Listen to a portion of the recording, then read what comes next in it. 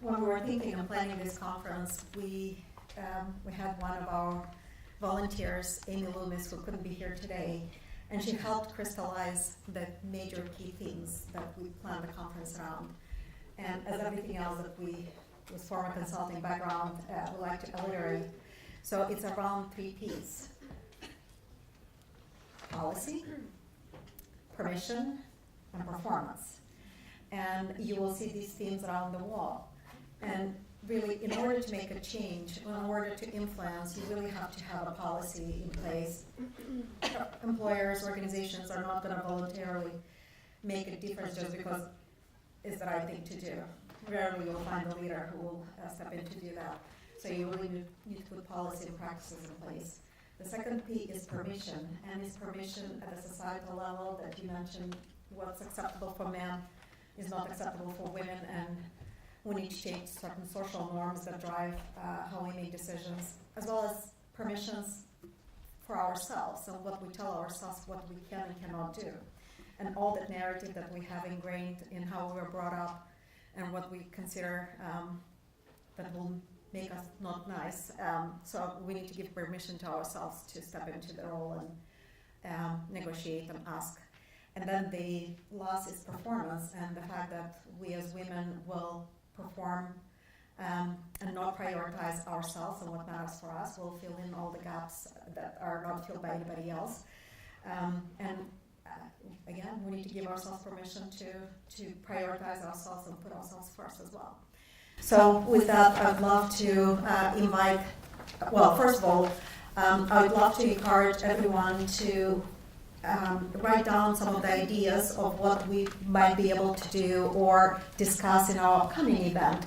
You have in your bag Post-it notes, so you can write on them, and if there is anything associated with a particular P, you can put it during the break on the wall next to that theme. We have one that is just other ideas, and we will collect these at the end of the day and then include it in our planning for the October 29th to 30th event later this year. So with that, I'd like to welcome our next panel. We have an amazing set of speakers. So the panelists, Lori Trawinski, she's the director of AARP Public Policy Institute. She's focused a lot of her research on the future of work, and she studied the impact of that future of work and changes on aging workforce. We also have Kathleen Luparello, who is the executive director for the Paradigm for Parity, an organization that really drives the conversation and helps organizations set some of those practices and policies to close the gender gap. Andrea Johnson, she's the Senior Counsel for State Policy at the National Women's Law Center. Great to see you. And then we also have Deborah Liverman, who is the Interim Executive Director for Career Advising and Professional Development at MIT. And I'd love to welcome the panel members to the stage while I also introduce our panel moderator. We're really thrilled to have Josie Sutcliffe, who is a 20-year marketing veteran with a long history of startups and emerging growth tech companies. She is the head of marketing for Visier, and she's also the mastermind behind the report you see in your bag on the pay gap and pay equity. So with that, I'd love to welcome Josie. Take it away. Josie. Hi, everyone. Well, that opening talk was such a perfect segue to this session. That was fantastic. I was frantically taking notes. So I wanted to start the panel actually just by having our panelists introduce, just to kind of do a 1-minute introduction of themselves. And I'm just meeting them all in person today, although we've had some really great conversations and emails preparing for this session. So we'll just start on the end here. Good afternoon. I am Deborah Liverman. I work at MIT as the Executive Director of MIT Career Advising and Professional Development. I've been there for 20 plus years, and one of the great things about my job is that I get to collect data about where our graduates go after school. Great. I'm Andrea Johnson. I'm Senior Counsel for State Policy at the National Women's Law Center, and it was very exciting to see some of our data on the screen. I just emailed our research team. That's very exciting, on Equal Pay Day. So the National Women's Law Center, we've been around since 1972, and we work to advance and protect equality and opportunity for women and girls throughout their lives, at school, at home, and at work. And we work through the courts, litigating cases to help enforce and advance important civil rights laws. We are actually involved as one of the main organizations litigating the EEO-1 case. So that was an incredibly exciting victory just very recently to overturn that stay by the Trump administration and get more pay transparency. So we do awesome work through the courts. Much of the work that I do is policy work. We work both through federal and state legislatures and administrative agencies on issues from sexual assault and discriminatory dress codes in schools, to the wage gap and the changing face of the workplace, to health care and reproductive rights, just recognizing that women don't lead siloed lives, and we need to focus on all of these things. But my area of expertise is workplace equality and issues from sexual harassment to equal pay, and I do a lot of work with states to strengthen our equal pay laws, which I look forward to talking about. Hi, I'm Lori Trawinski. I'm with the AARP Public Policy Institute. I work on issues relating to financial security, and among those issues are employment issues for workers 50 plus. And I've also recently been spending a lot of time working on the issue of age diversity in the workforce, advocating that companies include age as a dimension of their diversity and inclusion program, because ultimately it will help workers of all ages. I'm Kathleen Luparello. I'm the Executive Director of the Paradigm for Parity Coalition. I've been with the organization just over a year, and we are only a 2-year-old organization, but we've seen tremendous growth, launching with just 27 companies committed to gender parity to now 103 committed companies. And I look forward to sharing a little bit about our roadmap for companies to get to that goal. Great, thank you. So we thought we would start off the session with some short talks by each of our experts here. We're going to do it kind of following a career life cycle. So Deborah's going to start talking about some of her research into those first jobs out of college and what organizations and schools can be doing around that. Then Andrea's going to talk, okay, now people are in the workforce, what are those policies that we should be looking at putting in place to help achieve gender equity. And then we're going to jump over to Kathleen, who's going to talk about, okay, now people are moving through their career. How do we make sure that women are more represented in leadership and management opportunities? And then Lori's going to take us through some of the research around what it's like to be a worker when you're 50, 55 plus. So it's up to you if you want to come up here. I can hand off the mic, starting with Deborah. Or I can stay. You can stay. All right. You can totally do that.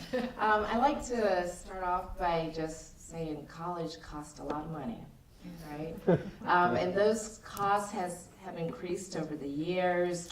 And whether you attended college, you have family in college, your son or daughter in college, you all want to know what happens when they leave college. You're going in there to, one, have a wonderful education, but hopefully launch into the next step of your career.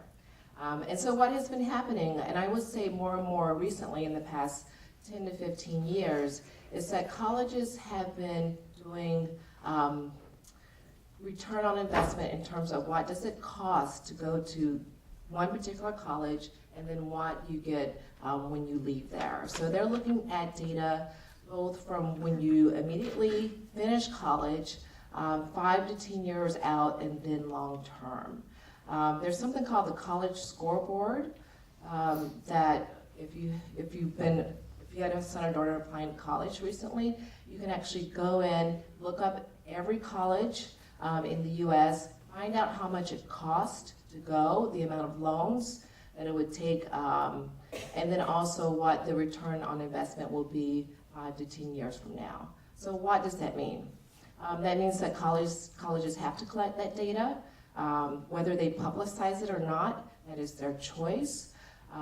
But most colleges will choose to publicize it. It's also how they determine the rankings. So whether it's Princeton's or Peterson's or any of the national rankings, they are also looking at what graduates make once they leave their university. So Siri did a wonderful job earlier really talking about the difference in graduates and in their starting salaries. And if you look at a place like MIT, and if you're not familiar with it, it is one of the top engineering schools in the world. You would think that MIT is not a place where there would be a difference in pay, right? Everyone thinks that. Well, I'm here to tell you that there is a difference in pay for men and women. We have collected this research for 20 years, so we have 20 years of data. And typically when we kind of run our reports, we're looking at gender, we're looking at race, we will see kind of the slight differences that might exist. Well, last year, one of my colleagues, her name is Professor Sue Acton, Dr. Sue Acton, she worked with me and we decided to dig a little bit deeper into why there might be differences or if there are differences in pay for our women graduates. Normally we just thought women are choosing different majors, right?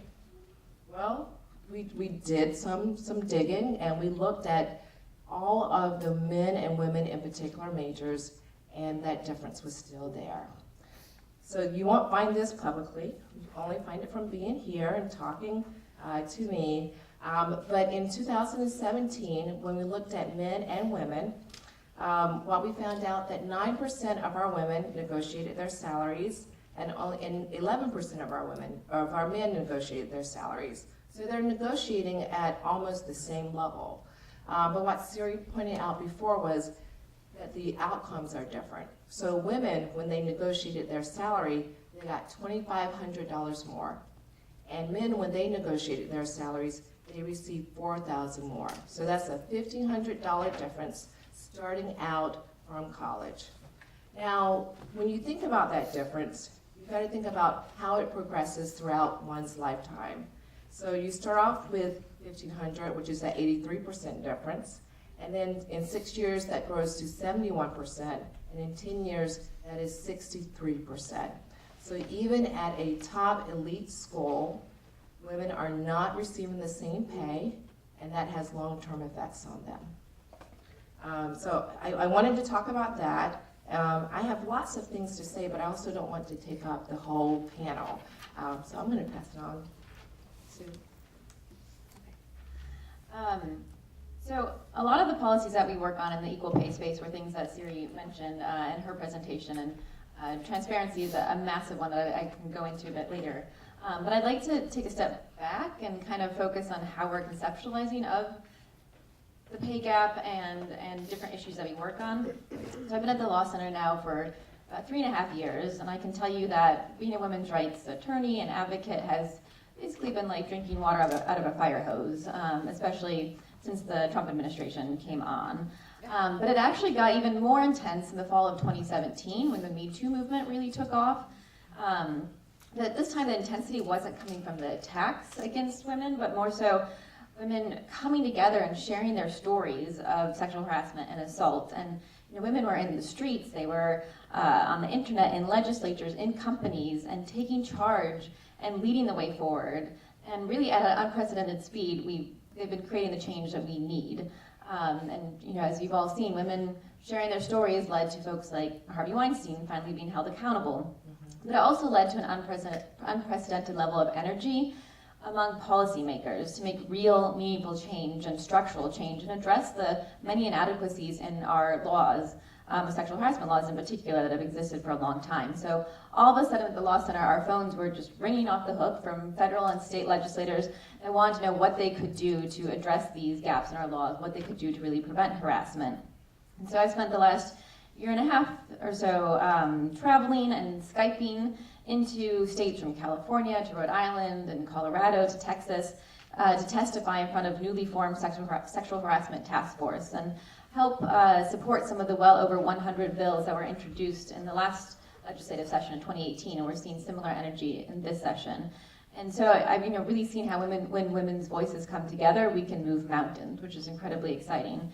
And the power of survivors coming together to share their stories also led to the creation of the Time's Up Legal Defense Fund, which some of you might be familiar with. That's actually a fund that the Law Center, the National Women's Law Center Fund, houses and administers. And it connects those who experience workplace harassment with legal and public relations assistance and helps defray attorneys' fees and costs. And since it was launched in January of 2018, over 4,000 people from over 60 different industries and all across the country have reached out to the fund for assistance. And it's just been an incredibly powerful experience. For many, the simple act of being heard and being believed has been transformational. One woman who was connected to assistance through the fund told a reporter, "I'm brave now." So it's been a really powerful experience. We've also seen a dramatic spike in the number of women calling our intake line about sexual harassment. But we've also seen a spike in pay discrimination and pregnancy discrimination intakes. And we weren't surprised. When a woman complains of sexual harassment at work, it's not uncommon to find that she's also experiencing pay discrimination, or that her employer is discriminating against her because she's pregnant. One New York woman whose case the fund is helping to fund was sexually harassed by her manager, and then when she told her manager she was pregnant, things got worse. He then slashed her schedule to 12 hours a week, leaving her with a paltry paycheck. So it doesn't surprise us to find that these forms of discrimination are intertwined and occurring alongside each other, because sexual harassment isn't about sex. And pay and pregnancy discrimination aren't just about pay or pregnancy. At their core, they are about power. And they are about sexist and racist power structures in our workplaces that value women, and especially women of color, less. We need to recognize that, because it helps us figure out what we need to do to change things.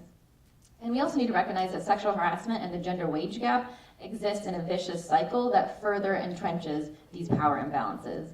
So women's typically lower wages leave them more vulnerable to harassment as they struggle to get the raise they deserve to put food on the table. One striking example is tipped workers who make $2.13 an hour under the federal tip minimum wage, and that's the case in many states. And they're expected to make up the rest of their income through tips, which leaves them often feeling forced to tolerate inappropriate behavior from customers so as not to jeopardize their income. So the wage gap, pay, has a very direct link to harassment.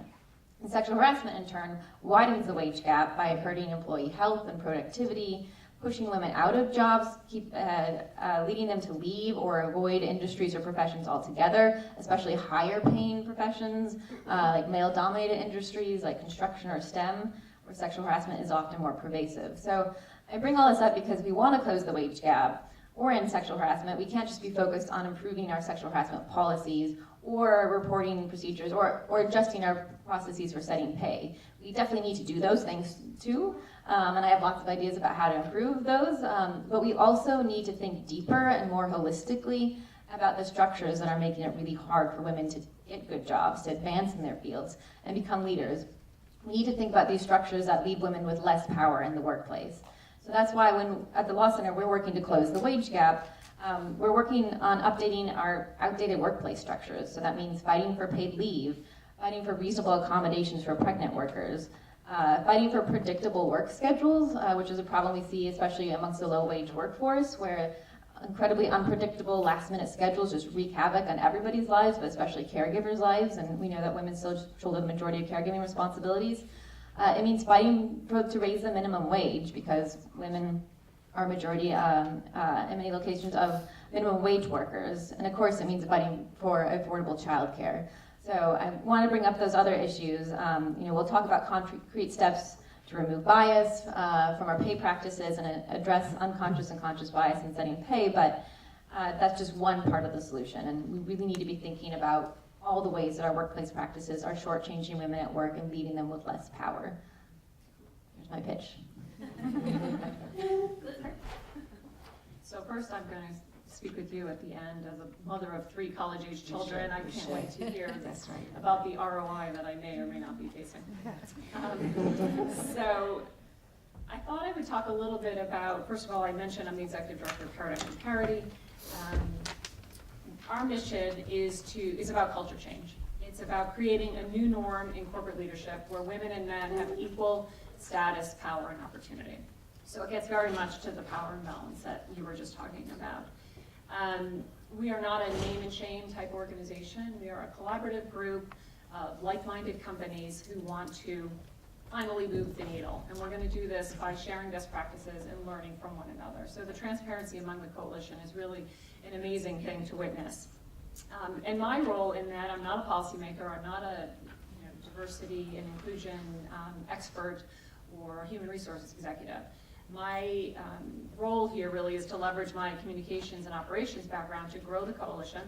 The greater number of companies we have involved, the greater impact we can have as a group, and communications to create awareness for the organization. And as I said, we're getting a lot of that done, nearly tripling in size since our launch in 2 years. And we've got a broad range of companies, everything from Salesforce, which was mentioned earlier today, and Accenture and Bank of America, to smaller new tech firms. And that's really important to have everyone feel that they're included along this journey with us. So as I said, the mission is to create this new norm for equal power and status. But what we found when we were developing this movement was that CEOs needed a plan. They said, we know we have a problem, we know we need to address this, we have investor pressure, we have our board asking us to make sure that we're doing this, and we also know that there's the business case for it, right? That diversity leads to better profitability, better innovation, better decision making, but show us what we need to do. Tell us, how do we get there? And this group of about 50 women who are CEOs, former CEOs, executives, entrepreneurs, academics, got together and put to paper 5 steps that they felt would really help companies get to gender parity. And not that any one of these steps in isolation is new, but it's the combination and the requirement that we make that you implement all 5 steps. It's not a menu where you can pick and choose. If you sign on to the coalition, you have to implement all 5 steps. And then also importantly, we believe strongly that the tone is set at the top. So it requires a CEO commitment in order to join the coalition. So I'll just tell you those 5 steps quickly and a little bit about myself, because I probably violated every single one of these steps along my career path, and then turn it over. So eliminating unconscious bias. We've heard a lot about bias and implicit bias. Increasing the number of women in senior operating roles is also important, getting them P&L responsibility. Setting and measuring targets across the organization and communicating those, at least internally. Basing promotions on performance, not on presence, so getting to that flex time that women need. And not just mentoring women, but sponsoring women. That you need to have someone speaking up for you in the organization to get you those high-profile projects and opportunities in the organization. So as I said, I probably throughout my career violated most of those opportunities. I spent most of my career in the garment industry, where there was really no flexibility at the time of my career. I had 3 children under the age of 5 and did what a lot of women did, left the workforce and became an entrepreneur, because there I could get the flexibility that I wanted to be able to continue to work, but also be involved in my family. And I never had a mentor throughout my entire career, but I did have a sponsor.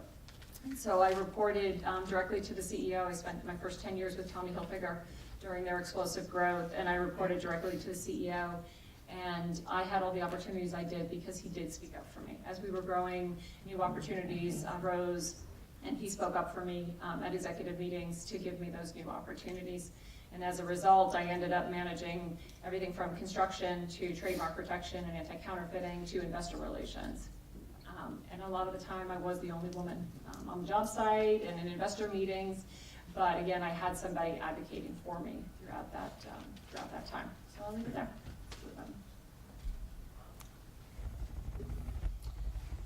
So I'm back. They wanted me to go last because they were afraid I was gonna be too funny and steal all the thunder. So I thought we were supposed to be giving a little chat about ourselves, and so that's what I'm going to do, and then I'll move a little bit into the work that I do at AARP. But for me, I started my career in the federal government, and although we just heard that the federal government is a great place for gender equality in terms of pay, I had a little bit of a different experience. I joined the Department of Commerce in 1989, and on my first day on the job, my boss asked me to go get his lunch for him. This was as part of my responsibilities as an international economist.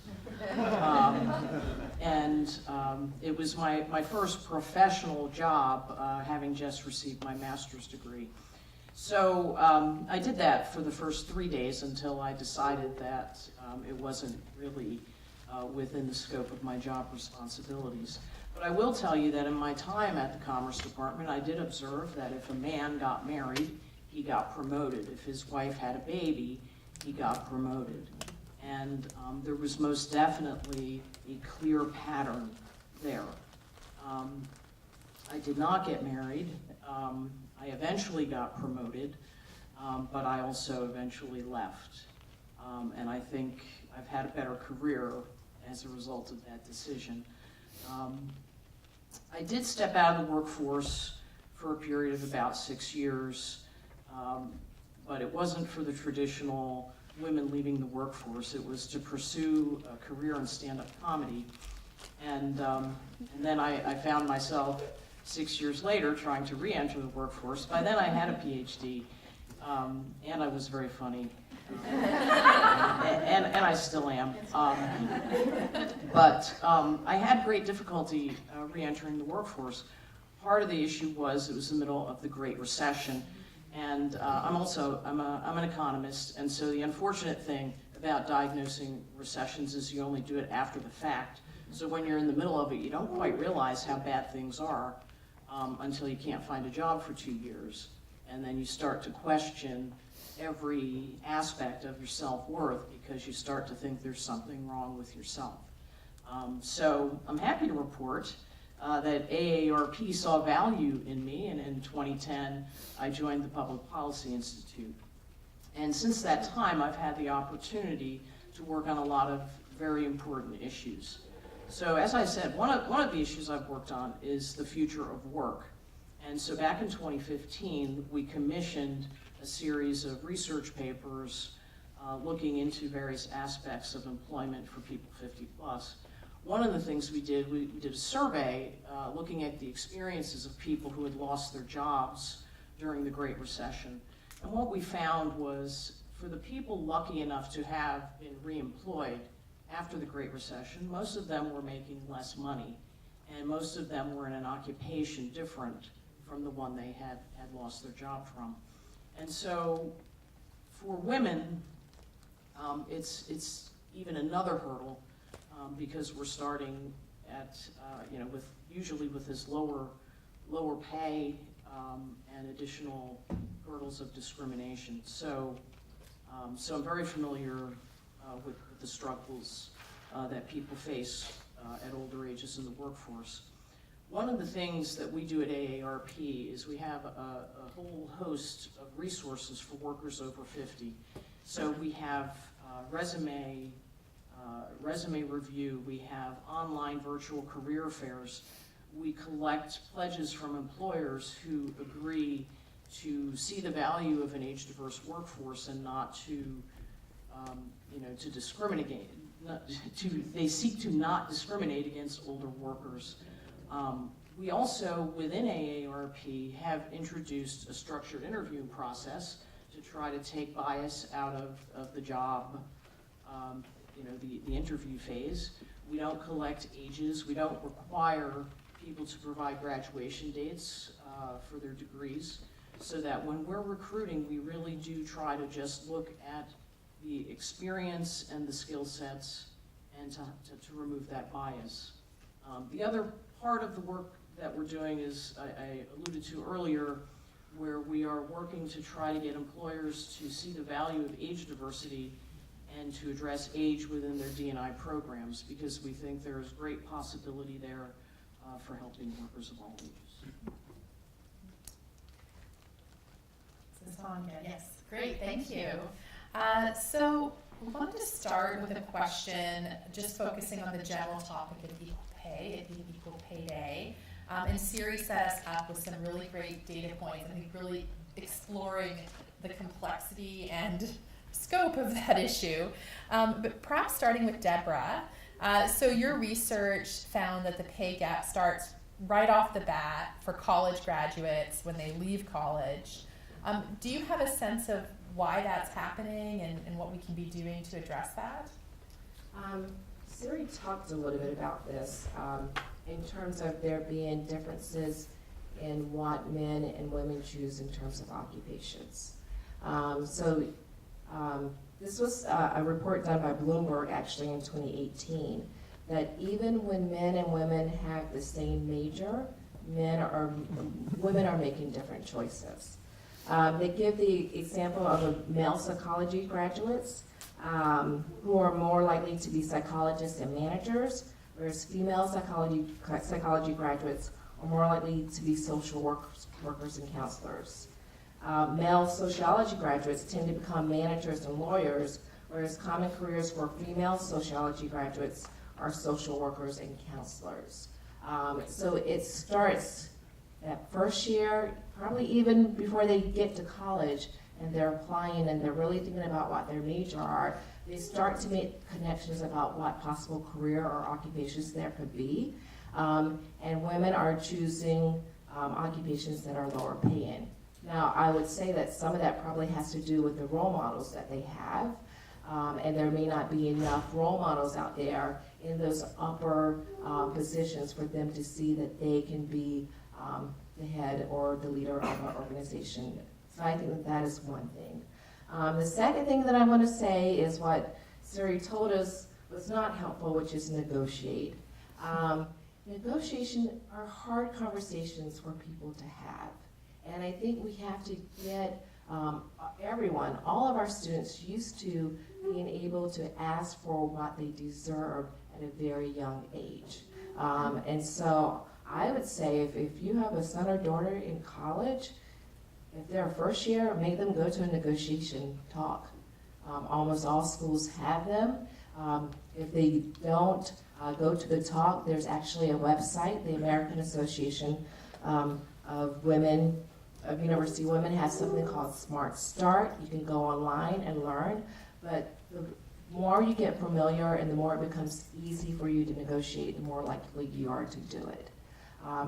And this is just from firsthand experiences. If I have a female student that I'm working with in a counseling session and she has a job offer and we talk about it and I say to her, are you going to negotiate? What she will say to me is, do I have to?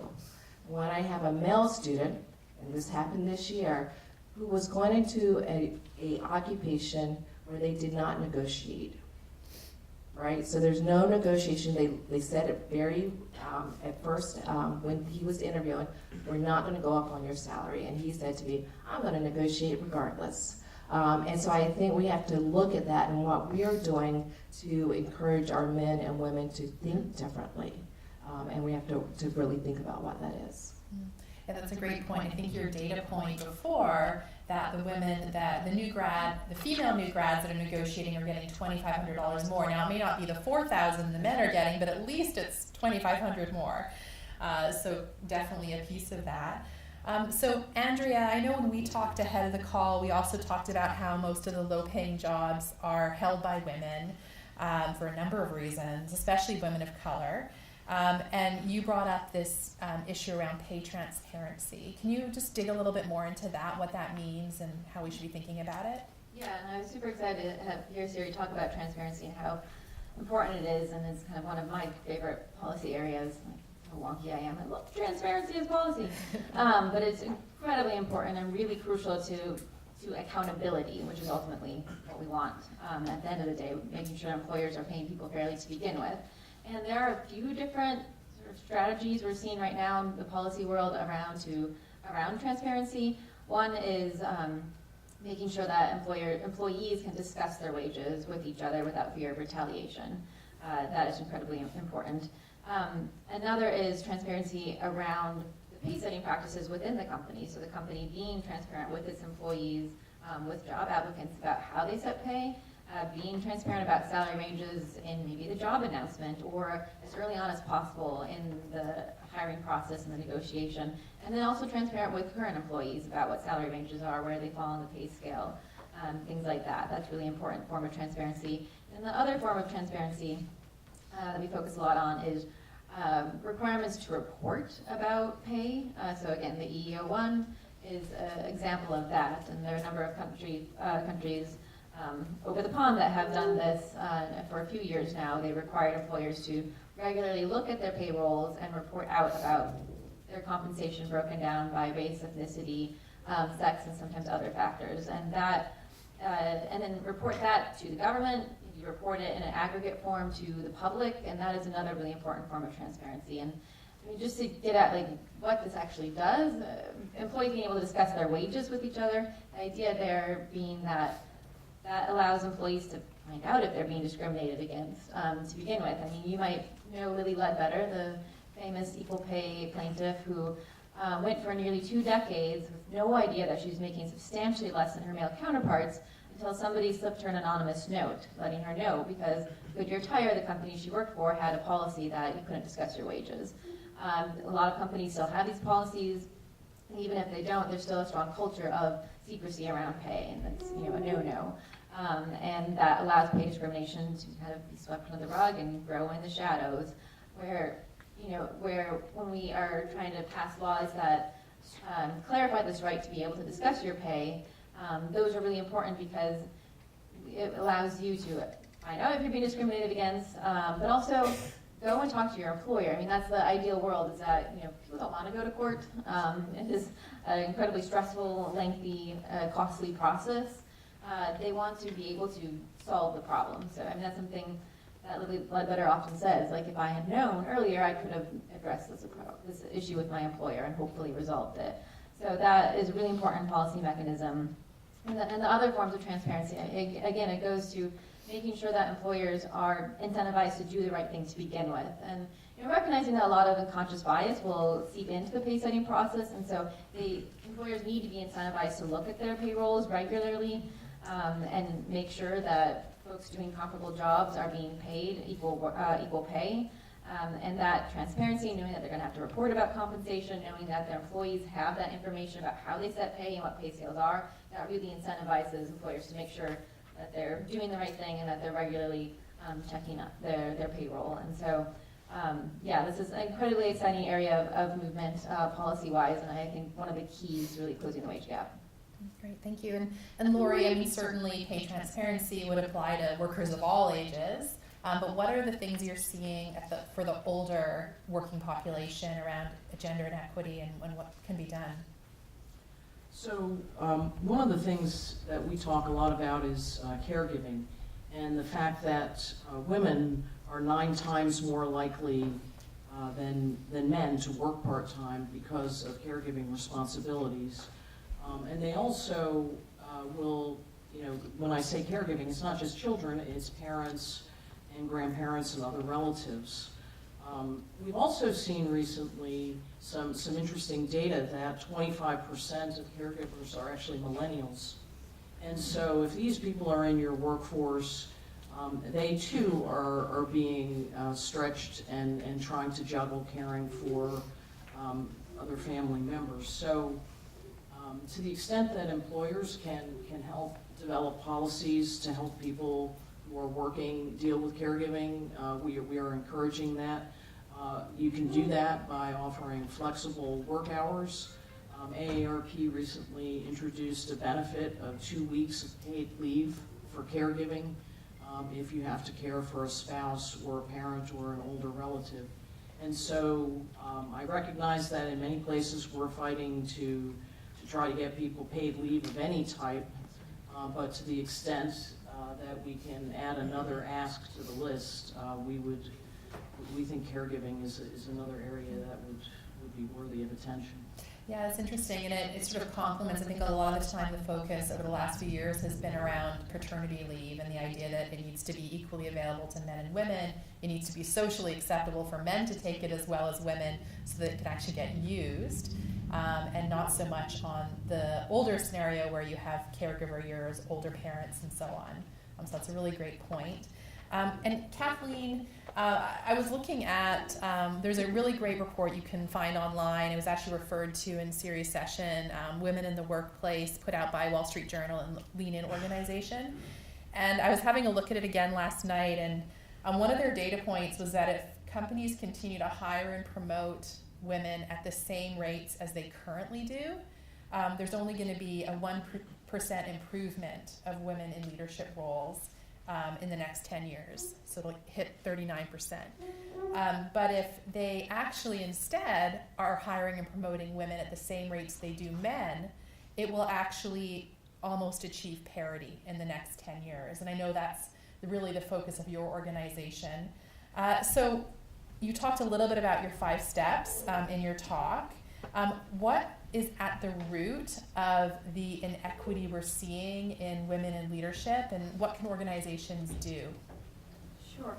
I don't know if there's one point that you can get to that is the root cause, but certainly what Lori was saying about flexibility is really important, having that opportunity for women to balance that life at home with their work demands and not being penalized for it when the promotions come up is important. Another thing that we're learning, and that's what the coalition is all about, learning sort of the best practices that companies that are succeeding on the road to parity share with each other, is having a suite of benefits that support women is also really important. So companies can evaluate their benefit program, not just in terms of paid leave, but what support are you giving women when they're on leave? What's the communication like with women when they're on maternity leave so that they want to return back to the organization and be retained and stay in that pipeline? It really boils down to creating a culture that women want to succeed and grow in. And when you lose women in that sort of senior manager level, yes, some of it probably is due to the pull of home versus work, but also, and there are studies out there like the Rockefeller 100 by 25 Korn Ferry study that shows women have different motivators. And women want to see themselves fitting in at the top in a culture. Are there conversations that are happening up there that they see themselves being a part of it? So it goes back to creating a culture that feels inclusive and that they're a part of that so that they want to stay. And then I just want to add one other thing. Again, getting to learning from one another. One of our member companies recently shared their use, because we're talking about data, their use of predictive analytics to identify high potential women that they think are at risk of leaving. And then they employed an engagement strategy to intervene with those women before they get to that point. Because what you find, and what you hear over and over, is that once a woman has made up her mind to leave, it's usually too late to get her to change her mind. So really trying to identify, using analytics and data, who those might be, and then engaging with them so that they want to stay and be a part of the company. Great, thanks. So now we're going to shift a little bit into the role of confidence. And this really aligns well with one of Stella's 3 Ps around permission. There's also a great book called The Confidence Code, which really goes deep into exploring what confidence looks like for women compared to men. And there's a child's version that my daughter loved, so also note about that. So there's a lot of research that has documented the confidence gap that exists between men and women. Women can consistently undervalue themselves and their qualifications. There's research, for example, that shows that when a woman looks at a job description, she needs to feel that she meets 100% of the qualifications in order to apply, whereas a man only feels he needs to meet about 60%. So those are some things employers need to be thinking about if they're trying to get more women into the pipeline. And of course, this confidence gap ultimately leads to things around pay inequity, lack of parity in leadership, and so on. So Deborah, at the college level, what can we be doing to better equip women to address this sort of natural confidence gap that seems to happen? I have a couple of thoughts. I start in the classroom, and that is creating inclusive classrooms. At some point in our educational history, we are teaching men and women that there's a difference. What they've shown before is that throughout elementary school, girls and boys act the same, and then something happens in middle school where females stop participating. I used to be a teacher, and when I taught 8th grade, we had a separate math class for the men and a separate math class for the women. That continues from middle school to high school, even to college. And I think we have to look at our classrooms and really think what's going on. There's been research that shows that professors ask women less difficult questions than they ask men. So you are sending suggestions to women that we're not as smart and that we don't deserve more pay. So that's one area. The other area, and this is where I feel we're all responsible for, is the words that we use to describe women and men. So there's been a lot of research about references, letters of references, and recommendations. Letters for references for men are more likely to emphasize accomplishments. They talk about his research, his skills, or his career, while letters for women are more likely to include grindstone adjectives that describe effort. She's hardworking. There's a difference between effort and ability. Wow. And that's what we're teaching. So we have to stop that. If you look online, there's a whole PDF, which I brought, where it talks about the stereotypes that we use and how we need to stop that, both for men and women. For men, we don't describe them as passionate, but we describe women as passionate. So we have to think about that. That's so interesting, and maybe we can share that PDF. Yeah. So Kathleen, for the corporate world, for employers, how do they address the fact that there's this confidence gap between men and women, and how women may show up as leaders in the organization may look different than how men show up as leaders? And so if you have a sort of a common idea of what a leader looks like, it tends to be someone with pretty male attributes.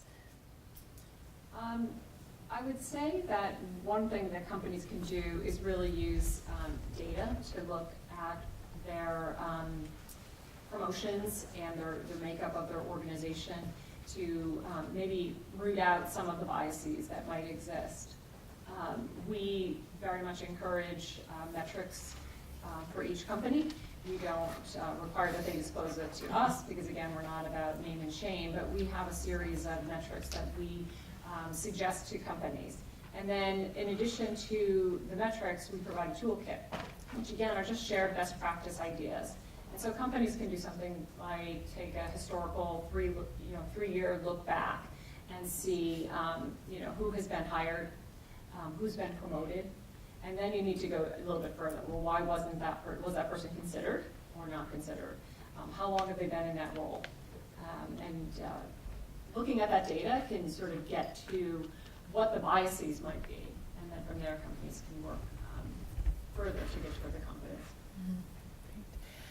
And Andrea, this is, I think one of those questions that a lot of employers probably think about is policy. Like, oh no, a new policy I need to worry about. But, where do you see policy playing that role, specifically when it comes to that idea of the confidence gap that exists?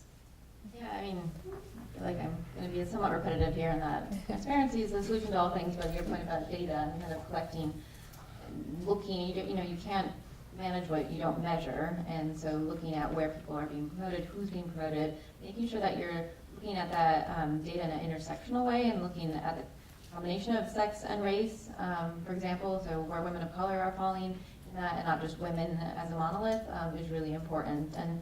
And there's mixed research, I think, around bias trainings or unconscious bias trainings, and I'm trying to think to what extent that is kind of put it forward as like a mandate for anybody. I think usually it's more of a thing that states or policymakers encourage, but I do think it is important to recognize, there's so many double binds that women experience, and women of color in particular. I just thinking when you're talking about in the classroom how girls of color are seen as aggressive when they're speaking up and answering questions. And so another take on the confidence gap. It's like, okay, these students are speaking up and they are being confident, but they're perceived as aggressive, and maybe they're disciplined as a result and pushed out of the classroom. And looking at those policies in the education space to see how we're discriminatory discipline codes that have a lot of subjective offenses, like aggressiveness, on which students can be pushed out of the classroom, I think is really important. So stepping out of my workplace space and into the education space, that's some work that the Law Center is doing as well.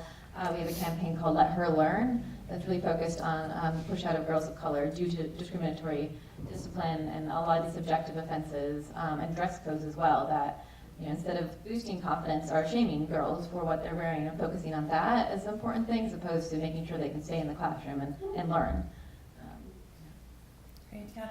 And Lori, I know you've done some really interesting research into the future of work for 50 plus and identified some policies that could come into play there.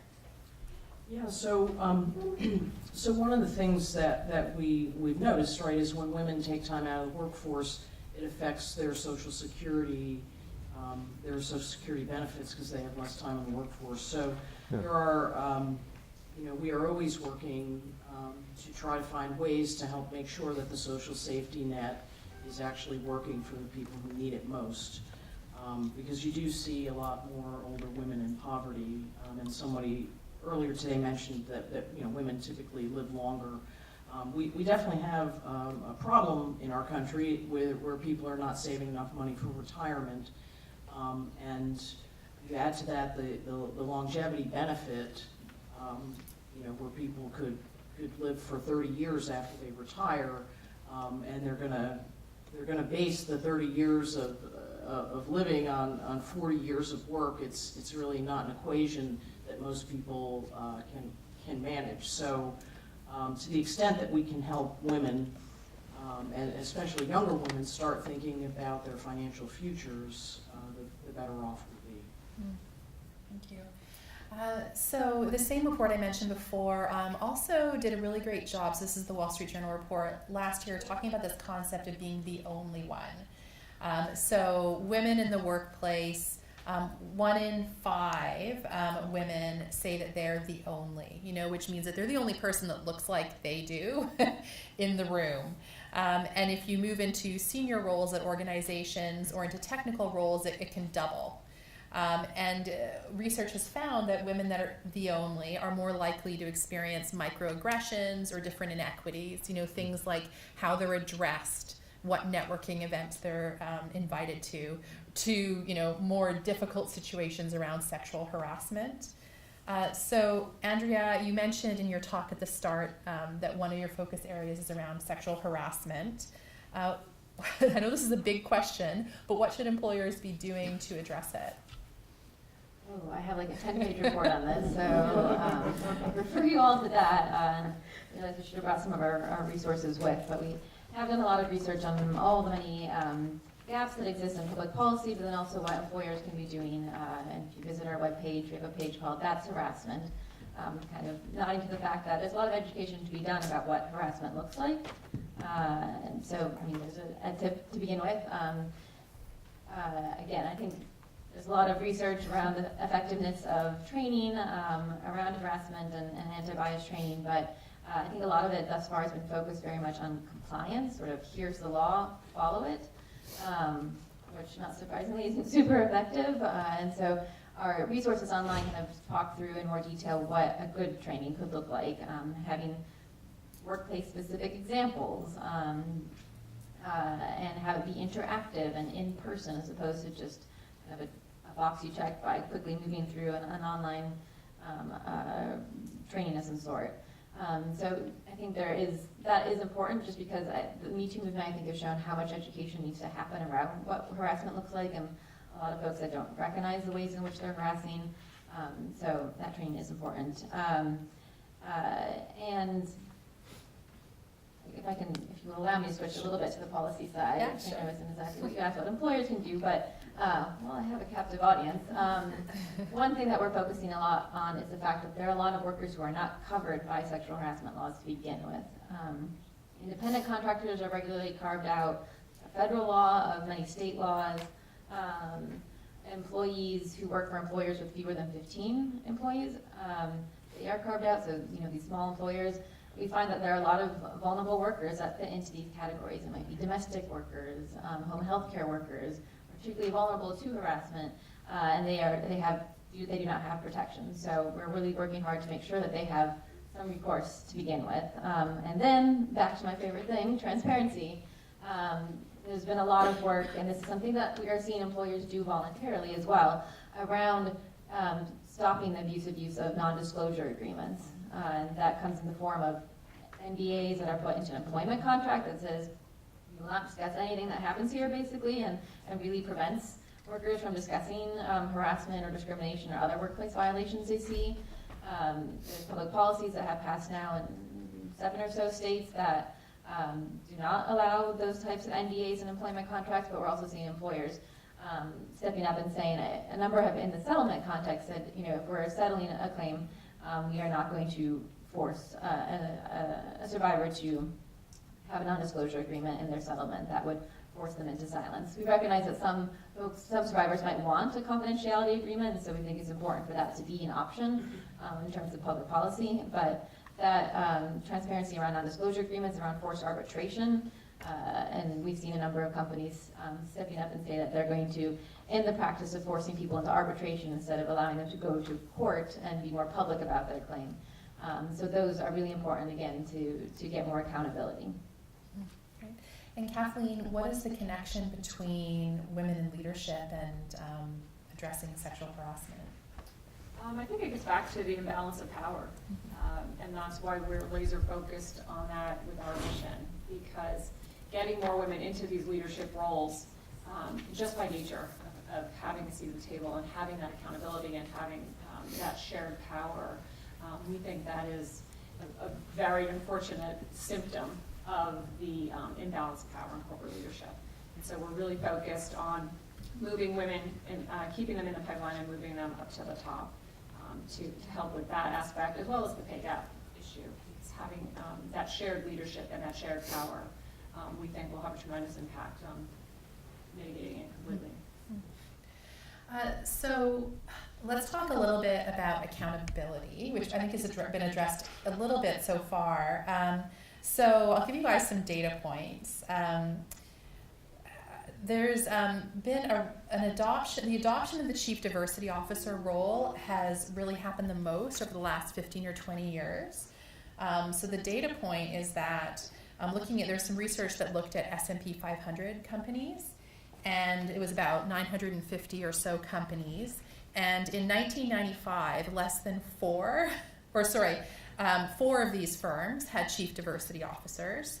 But between 1995 and 2012, almost 200 adopted chief diversity officers. So suddenly a huge pickup in this role, and diversity went from being this sort of back office, hidden diversity manager role to a more high-profile chief diversity officer that was at the executive level and would even report to the board.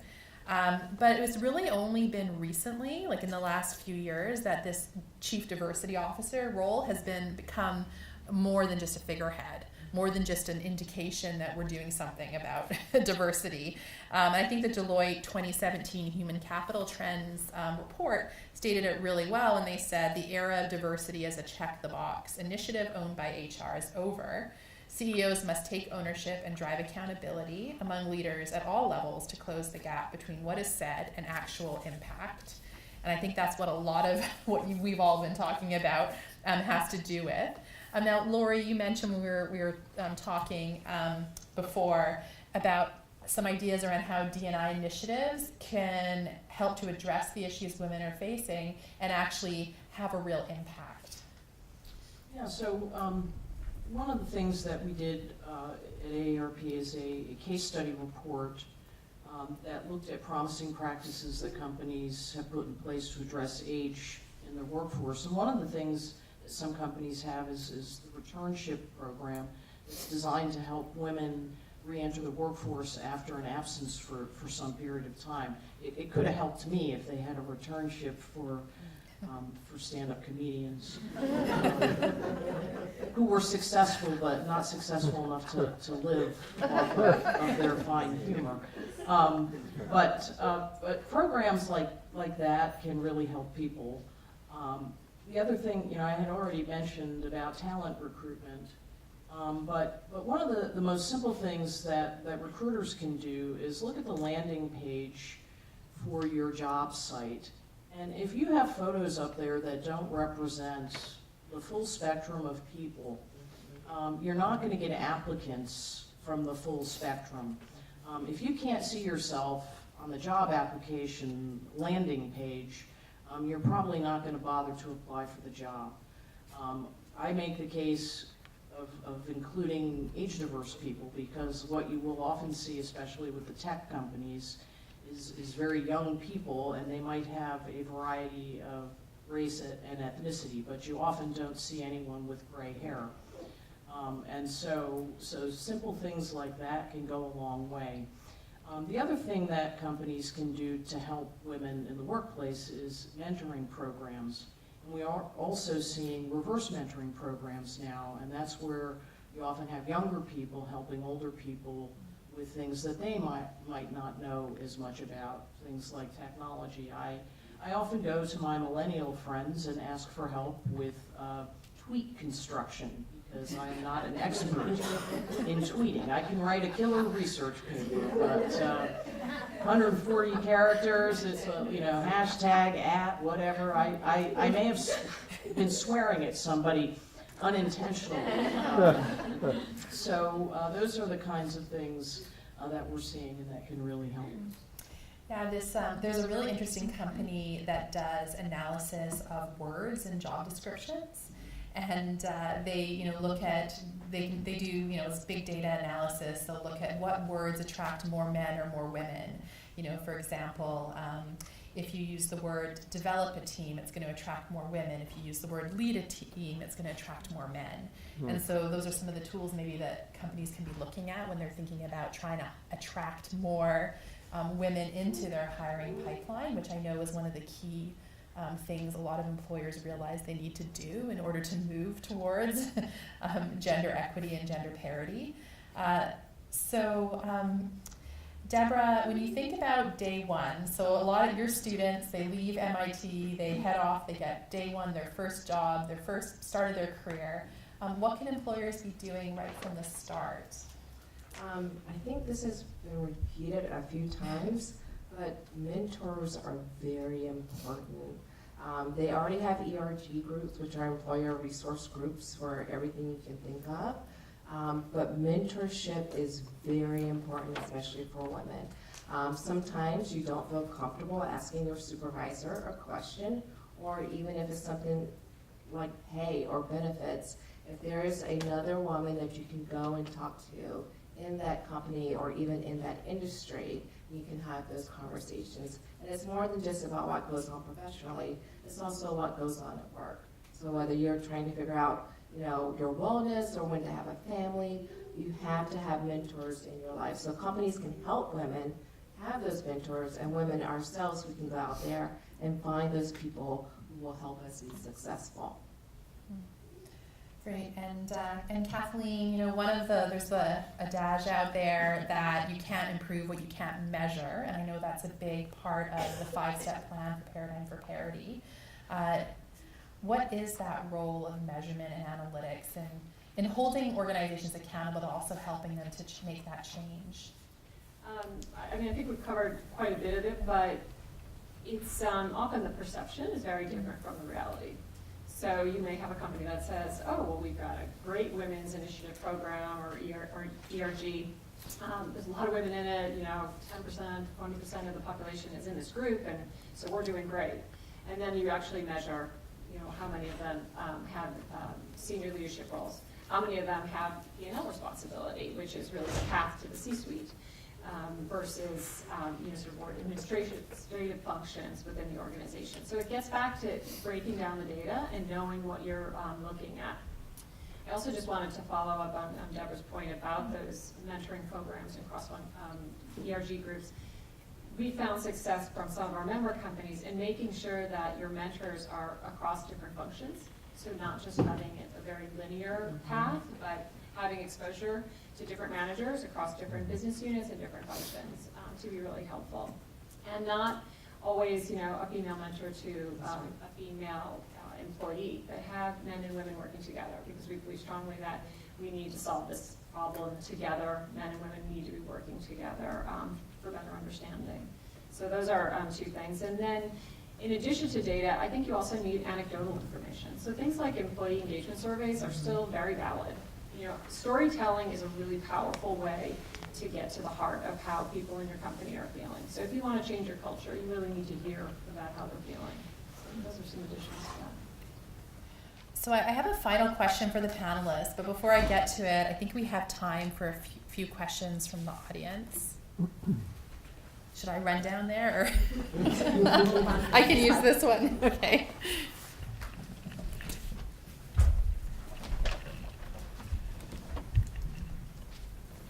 Hi, I just wanted to applaud all of you for what you've said.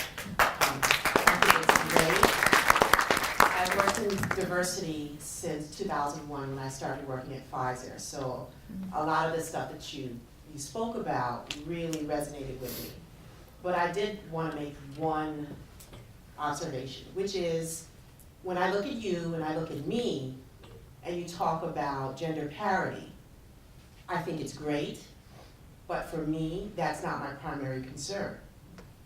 My primary concern is how does my pay structure get to your pay structure? And so when we look at gender parity, we have to be, as women, at the same level to be able to fight gender parity. So if I'm not where you're at, that's not my concern at this point. And I say that as women of color, we have to be in the same space to help the rest of the women. And when we're all in the same space, we can bridge the gap that we have when it comes to the men. You understand what I'm saying? And it would hold for all diversity. So as women leaders, we fail inclusiveness. And I know for a lot of people that's hard to understand, and I've said it time and time again. But our diversity strategies are failing because we're not looking at diversity as all inclusive. And I think that we're forgetting the different silos that we have. And in order for those things to work, for gender parity, for equal pay, for us to be able to work with age discrimination, and I'm over 50 and I'm faced with that as well, we have to even the playing field for everyone to be able to successfully bridge the gap for gender pay. But I do applaud you for all the strategies. I think that's a great comment. And it's something that I've had recent conversations with different members of the organization to understand that not everyone is starting out on the same rung and the same on the ladder. And what can companies be doing to help get people to the same starting point? So like you're saying, we're inclusive at the beginning and we're inclusive all the way to the end of the pipeline. So I agree.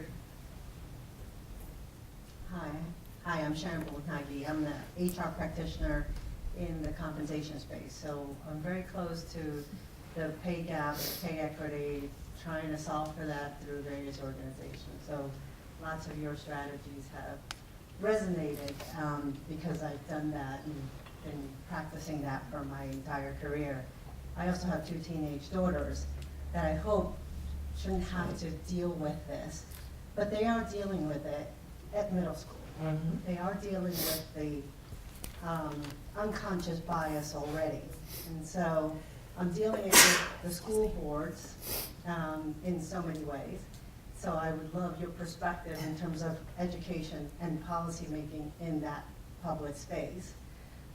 But also as a practitioner in guiding companies and developing programs for a better workplace for women in general and women of color, because I have a mixed race situation as well. And so my daughters will have to, deal with that in the workplace too.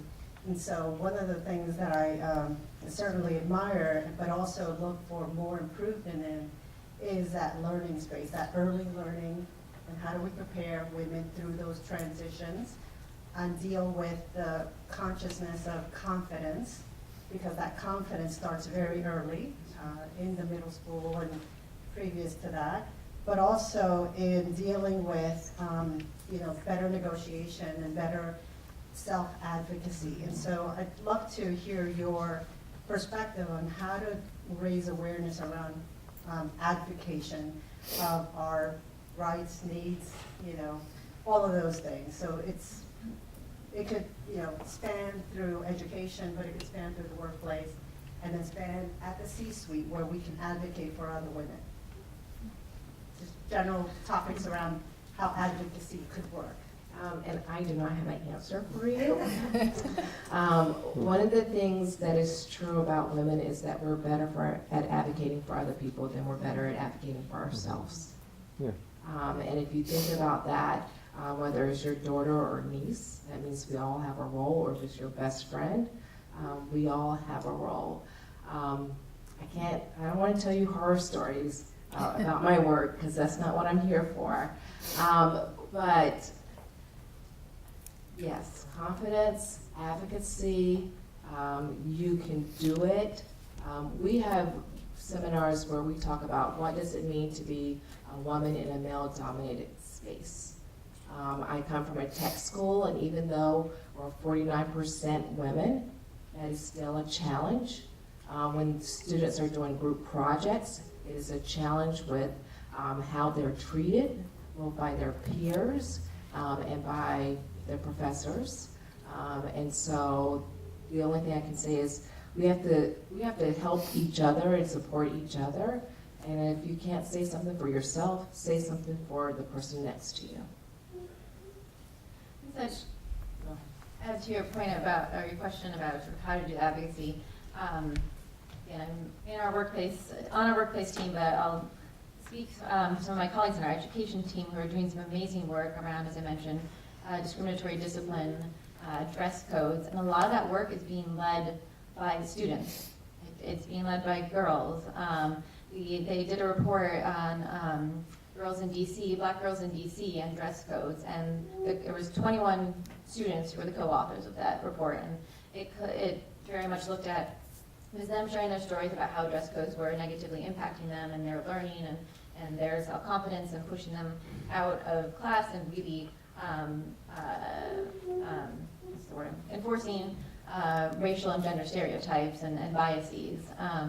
And the report is their content, it is their observations, and then also the recommendations come from them, what they think needs to be changed. And so we've been seeing this work in a number of jurisdictions throughout the country of student-led work where they're developing the recommendations and they're developing the policies too. So equity policies that should go into the dress codes, if the school has to have a dress code, things like that. And I think that's really exciting advocacy work. And to your point about intersectionality, I mean, our advocacy needs to be intersectional, like there's no question. And we work really hard at the Law Center to really center women of color and center women who are looking at different intersections, whether it be disability, age, national origin, and make sure that those stories are the ones that, and those people are leading in this movement. That is so important, because otherwise I think we end up with policies that aren't going to address the realities of so many women.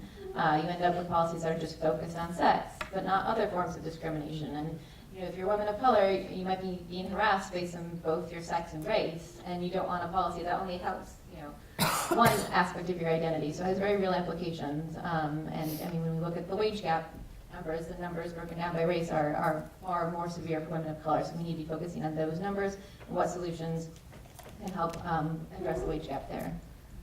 So I just want to add, I had the opportunity to hear Gina Davis speak at a conference a couple of weeks ago.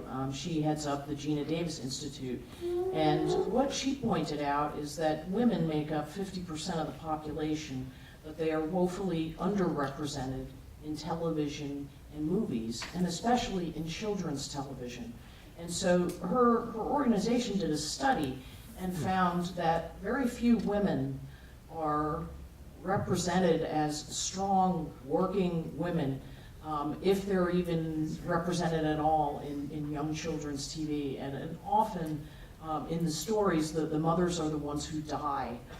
And she asked the question, why do the fathers never die? But that may not be the right question to ask, but it does get to the point that at a very young age, we are teaching children that women have a certain role, or they're not to be seen as equals. And so I think her organization is doing some really good work to highlight those kinds of things, because the bias begins at very early ages. The only thing that I would add on the negotiation side, and I see this happening better with the millennial generation than even in other generations, is it's tied to knowing your value, but also when you go to negotiate, know what you're willing to concede before you go in, and have it be something that really isn't a big deal for you to concede as well. Automatically gives you that sense of power. So knowing your value, knowing what you're willing to concede, I think are two things to teach early on to help. And then have it outlined. What do you really want to get from this, and why do you deserve it? I think really helps. And I'm already doing that with my college age children. So thanks for everything. I think one of the biggest problems that women are having succeeding at work is that there just aren't enough hours in the day. And so what do we do about the fact that when a man and a woman with a family both work full-time jobs, she has the second shift when she comes home? What do we do about the fact that 50 years after we started studying it, men are doing 5% more housework or whatever? Don't quote me on the numbers, but how do we make men see a willingness to change their roles? Because we're trying to get them to take paternity leave so that it can sort of be okay to take leave. But how are we really going to get men to change the deal they've got? I do not have an answer, but this is what I will tell you. I have lots of friends who husbands actually stay home and take care of the kids, and the women are the breadwinners. And it is acceptable, right? So it's acceptable among our group of friends, but it's also acceptable in terms of the organizations that we work for. And so I say that to say that changes are coming. I hope that, when we think about technology, that's going to allow more women in the workforce because they'll be able to do the work remotely. And so I'm hoping 5 years from now we won't be in the same situation. But And I also would want to add to that the emotional labor, not just absolutely. housework and doctor's appointments and taking the kids places, but the amount of knowledge that has to be managed. Yeah, one of our customers, I won't share their name, but they've for a number of years had very, I think, progressive policies and programs they put in place to try to make their workplace more women friendly, and they've accomplished a lot as a result. They actually have higher retention rates for women than they do for men at their organization now. And they're like an old school industry. It's not like they're, an old school male dominated industry. And so a lot of it is looking at the organizations that are out there that are potential employers and what programs and practices they're putting in place. And the reality is 50% of the population is female. So employers of the future, in order to future-proof their businesses, they need to be doing the things that make work more possible and more suitable for women that have the additional responsibilities. I mean, hopefully we keep getting there with men taking on more of the work at home. But in the meanwhile, there's things that we can look for employers to be doing that actually help their bottom line. I mean, something we didn't really talk about here, but there's all sorts of data that shows that businesses that are diverse, gender diverse, and ethnically diverse outperform financially. There's a really strong business case for it, and so to back that up, there needs to be the programs and policies in place. Oh, sorry, was there someone? I think there was one other person. You just touched on something great. that I was going to ask about. So there seems like there's a problem here. I advise in a consulting capacity, creative companies who want to do better with their business. Nothing to do with diversity or anything like that, but it's often the first thing that I bring up, because there'll be a group of 4 men that I'm advising that run, and they're doing something that's a very women-based operation, or even very ethnic thing. They're controlling a business. They have nobody on board that helps them. So I give them advice. Why don't you bring some other people around to get some opinions? But that's an aside. But so the thing that you just said was, and I think this happens, how do you get this change? Like you talk about this it's going to be a kind of a flat rise. It's going to take a long time to really change this parity thing. But I think it's really an economic situation. And the studies now have to be not identifying how bad the problem is, but identifying why diversity in multiple cases, women of color and lots of other minorities added to this situation, will help your business and have practical means to say, here's why that we're actually finding this. So there's a baseline that started 5 years ago, or something, and you say, this is now down the road we can see why there are anecdotal factors of why we think this is helping our business, but there's real numbers that back it up. And I think that's how you really change something, is to be able to make those cases for that. And that's the dumb old white men like me. But a lot of people would really respond to that. I think there's a lot of people that want sort of equality, but how do you really get it? And there's a lot of talk about we. Who's the we that's doing this? These we should be looking at this way. And I think it's there are some ways. They're really hard to define and put them together to be able to identify how you would get through to a lot of other people. But I think that's sort of the challenge, really. That's not an easy solution. So we only have a few minutes left. Maybe time for one more question. Although Stella's the boss. She's got the microphone.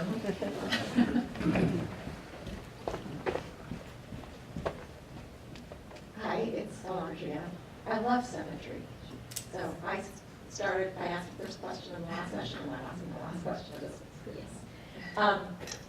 This question is really addressed to Lori and Andrea, and it's really, I think it's a policy issue.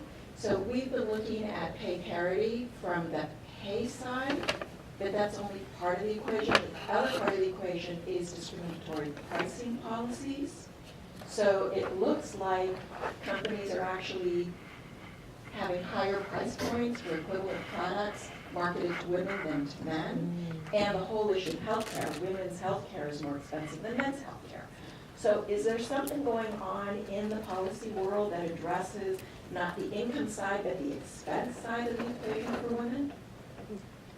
Yeah, I can speak to the fact that we've seen a number of states, and I think just recently in Congress there was a bill introduced about like the pink tax, I think is usually the terminology used, so recognizing that, yeah, there are surcharges put on products. Like, think about it every day when I take a shower, because my partner has the men's like body wash, which I use because it smells really good, and like, why is it men's body wash and probably it's cheaper than like, yeah, so there's lots of things.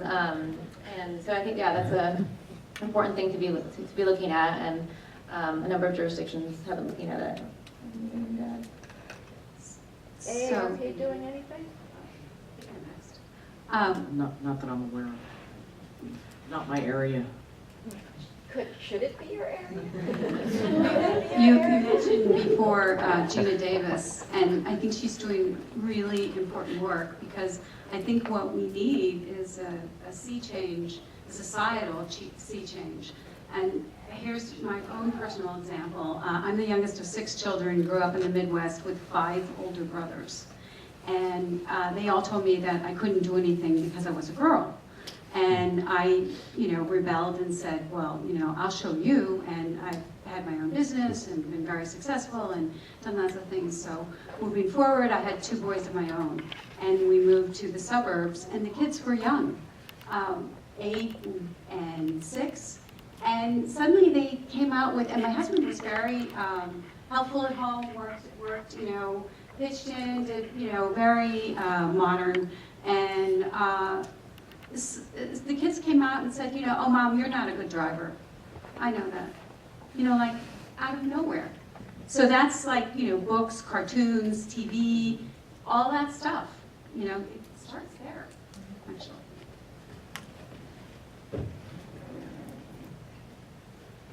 And that was the last question. She's holding her hand up high and above her You shoulder. ruined my symmetry. Sorry. Sometimes things can be fruitful when they're asymmetrical. Yes. I wanted to bring up the last minority group that you have not discussed. I'm a single mom, and I'm an older single mom. So when I got my AARP card in the mail, and there were, it was a lot of information about cruises, I was interested in daycare. I have found that the strongest group of women who have supported me have also been single mothers, because they know exactly what I'm going through. I've been a single mother since I was 2 months pregnant. I have no living family. I am a really single mother. Some single mothers are divorced. They have, child support. I don't. The people who really didn't get it at my workplaces were women who were married. So at one place where I worked, everybody except the women who were married got their health insurance through the company. But the company's health insurance was so bad that anybody who was married got it through their husbands. I couldn't do that. I can go on at great length, but we count for almost 25% of the workforce, single mother-headed households, and our lives are distinctly different from the lives of people who are married or partnered with men or with women. And that really has to be, we need, we are doing more than double duty. We are raising a next generation, and we're doing it with very little support at work and very little money.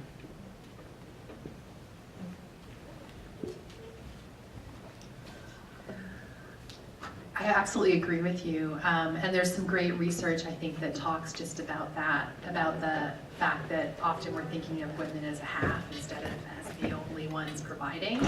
A couple of sites that I think are along the transparency theme that we've had here. There's a site called In Her Site. There's another one called Fairy God Boss. Really, I think, show a trend of transparency and how employers, how friendly employers are to all different types of workers, whether they're women or other minorities or working mothers, what programs do they have in place? Now, I know not everyone's in a position where they can pick and choose their employers, but I think it's a good trend that we're seeing there's more transparency into what employers are doing. So I have one final question for each of our great panelists here, which is really just, if there was one piece of advice or a thought you could give to the audience here to take away to their own lives, what would it be? Maybe we'll just, unless someone wants to jump in, we'll start maybe with Kathleen down at the end and work back. Well, first I'll make a pitch that if you're with an organization that's not part of Paradigm for Parity, please join us on this journey and share your ideas and your insights to help everyone. But if there was one piece of advice, I'd probably say know your value. I think that that's critical to the pay gap. I think it's critical to continuing to advance to whatever level that is that you're interested in. When I left my job at Tommy Hilfiger, which was a wonderful career, I never felt undervalued. But when I decided to leave, I was replaced with 3 separate full-time people. So for all those years, they got away with one salary, which I had promotions and I had pay increases, so it never even occurred to me. I didn't know my value. And that probably would have given me a little negotiation power too for that flex time that I was seeking that really forced me to make that hard decision. So I would say know your value. I would say be persistent. Don't give up, keep trying, because eventually you'll get there.